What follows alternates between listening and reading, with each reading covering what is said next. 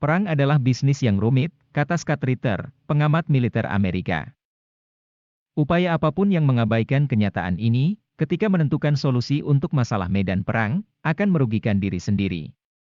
Baik tentara Ukraina maupun Rusia adalah organisasi profesional besar yang didukung oleh institusi yang dirancang untuk menghasilkan prajurit yang terampil. Kedua pasukan dipimpin dengan baik, diperlengkapi dengan baik dan dipersiapkan dengan baik untuk menjalankan misi yang ditugaskan kepada mereka. Mereka adalah salah satu organisasi militer terbesar di Eropa. Tentara Rusia terdiri dari perwira berkaliber tertinggi, yang telah menjalani pelatihan ekstensif dalam seni militer. Mereka ahli dalam strategi, operasi, dan taktik. Mereka tahu pekerjaan mereka. Militer Ukraina telah mengalami transformasi radikal selama beberapa tahun sejak 2014, di mana doktrin era Soviet digantikan oleh doktrin hibrida yang menggabungkan doktrin dan metodologi NATO. Transformasi ini meningkat pesat sejak dimulainya operasi militer khusus Rusia, dengan tentara Ukraina hampir berubah dari alat berat era Soviet lama menjadi gudang senjata yang lebih akurat. Mencerminkan organisasi dan tabel peralatan negara-negara NATO yang menyediakan miliaran dolar dalam peralatan dan pelatihan. Ukraina, seperti rekan-rekan Rusia mereka, profesional militer mahir beradaptasi dengan realitas medan perang. Pengalaman Ukraina, bagaimanapun, diperumit oleh kompleksitas yang terkait dengan upaya untuk menggabungkan dua pendekatan doktrinal yang berbeda untuk peperangan, era Soviet dan NATO modern, di bawah kondisi pertempuran. Kompleksitas ini menciptakan peluang untuk kesalahan, dan kesalahan di medan perang sering mengakibatkan korban besar. Rusia sudah berperang dengan 3 gaya yang berbeda dalam 6 bulan operasi militer khususnya yang telah berlangsung. Fase pertama. Yang pertama adalah perang manuver, yang dirancang untuk merebut wilayah sebanyak mungkin untuk membentuk medan perang secara militer dan politik. Operasi militer khusus itu dilakukan dengan sekitar 200.000 tentara Rusia dan milisi, yang menghadapi tentara aktif Ukraina yang terdiri dari sekitar 260.000 tentara yang didukung oleh 600.000 tentara cadangan. Rasio standar 3:1 untuk penyerang dan untuk yang bertahan tidak berlaku. Rusia berusaha menggunakan kecepatan, kejutan, dan keberanian untuk meminimalkan keunggulan numerik Ukraina. Dan dalam prosesnya berharap keruntuhan politik cepat di Ukraina yang akan mencegah pertempuran besar antara angkatan bersenjata Rusia dan Ukraina.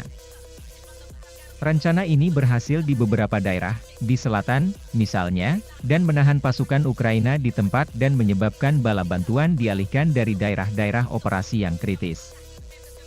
Tapi itu gagal secara strategis, Ukraina tidak hancur, melainkan dipadatkan, memastikan perjuangan panjang dan keras di depan. Fase kedua.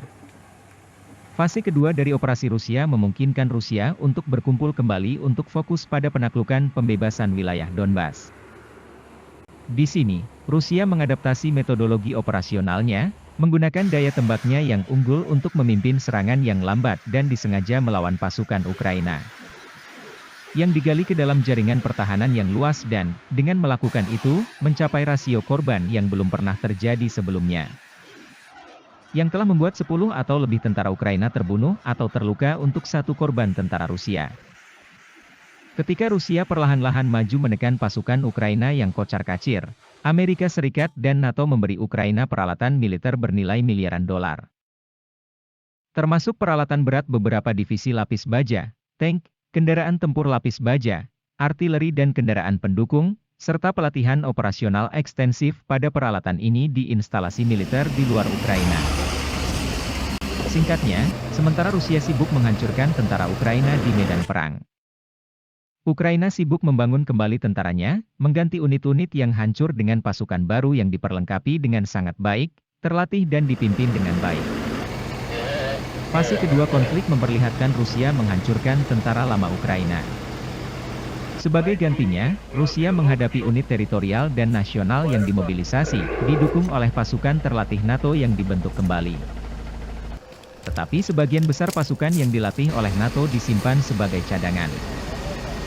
Fase ketiga. Ini adalah kekuatan yang telah terlibat dalam fase pertempuran saat ini, fase ketiga yang baru.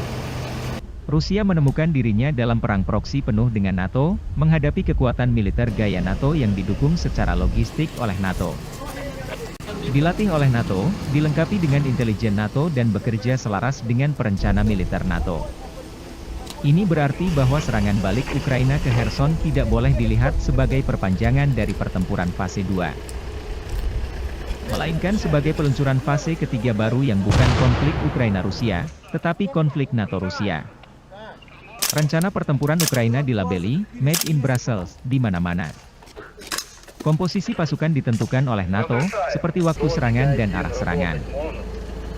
Intelijen NATO dengan hati-hati mencari lapisan pertahanan Rusia dan mengidentifikasi komando dan kontrol kritis. Logistik dan pusat konsentrasi cadangan yang telah ditargetkan oleh artileri Ukraina yang beroperasi di bawah rencana pengendalian penembakan yang dibuat oleh NATO. Taktik yang digunakan oleh Ukraina tampaknya benar-benar baru. Serangan pengumpan diluncurkan untuk memaksa Rusia mengungkapkan tembakan pertahanan mereka, yang kemudian ditekan oleh tembakan kontrabaterai Ukraina yang diarahkan oleh drone dan/atau radar kontrabaterai. Selanjutnya, pasukan Ukraina yang bergerak maju dengan cepat melalui lapisan yang teridentifikasi di pertahanan Rusia, menembus jauh ke dalam wilayah yang sebagian besar tidak terlindungi. Kolom utama ini didukung oleh serangan oleh pasukan yang dipasang di kendaraan yang menyerang posisi belakang Rusia, yang selanjutnya mengganggu respons Rusia. Singkatnya, militer Ukraina yang dihadapi Rusia di Kherson dan sekitar Kharkov tidak seperti musuh Ukraina yang pernah dihadapinya. Keuntungan ada di Ukraina. Rusia, bagaimanapun, adalah musuh militer yang cakap. Kemungkinan serangan balasan Ukraina telah diketahui selama beberapa waktu. Memikirkan bahwa Rusia benar-benar lengah adalah meremehkan profesionalisme angkatan bersenjata Rusia. Tetapi beberapa kenyataan operasional muncul ketika Rusia membatasi diri pada struktur kekuatan sekitar 200.000 orang, terutama ketika bertempur di medan perang seluas yang ada di Ukraina. Tidak ada cukup pasukan untuk dikerahkan, dan akibatnya Rusia mengerahkan pasukan di sektor-sektor berprioritas rendah lebih ringan daripada yang disarankan.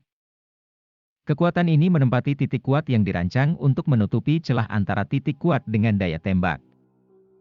Rusia juga telah mengidentifikasi kekuatan yang akan memperkuat wilayah front yang dikuasai lemah ini sesuai kebutuhan. Ada kemungkinan untuk memiliki situasi di mana Rusia mengantisipasi potensi serangan balik Ukraina, namun masih terkejut dengan kombinasi faktor-faktor baru yang muncul setelah serangan itu terwujud. Kecepatan kemajuan Ukraina tidak terduga, seperti juga taktik yang digunakan oleh Ukraina.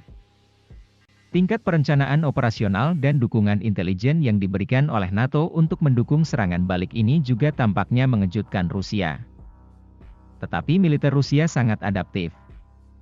Mereka memperlihatkan kesiapan untuk menyelamatkan nyawa dengan menyerahkan wilayah, memungkinkan Ukraina untuk memboroskan sumber daya dan kapasitas tanpa harus berhadapan sengit dengan pasukan Rusia.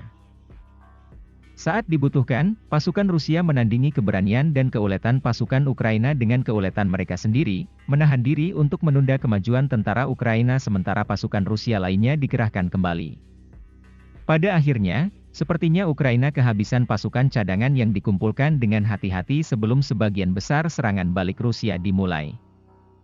Serangan Kherson tampaknya telah terhenti, dan apakah karena desain atau kecelakaan, serangan Kharkov menjadi perangkap bagi pasukan Ukraina yang dilibatkan ke sana, berisiko dikepung dan dihancurkan. Pada akhirnya, serangan balik ini akan berakhir dengan kekalahan strategis Ukraina. Rusia akan mengembalikan front ke posisi semula dan dapat melanjutkan operasi ofensif. Ukraina, sementara itu, akan menyia-nyiakan cadangan mereka, membatasi kemampuan mereka untuk menanggapi kemajuan Rusia lebih lanjut.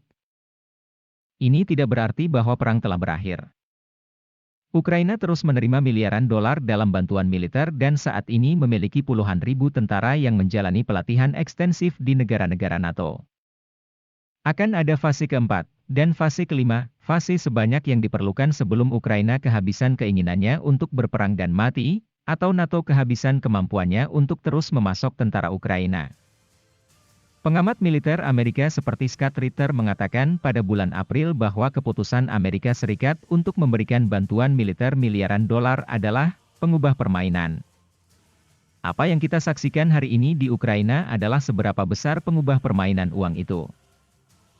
Hasilnya adalah lebih banyak pasukan Ukraina dan Rusia yang tewas, lebih banyak warga sipil yang tewas, dan lebih banyak peralatan yang hancur.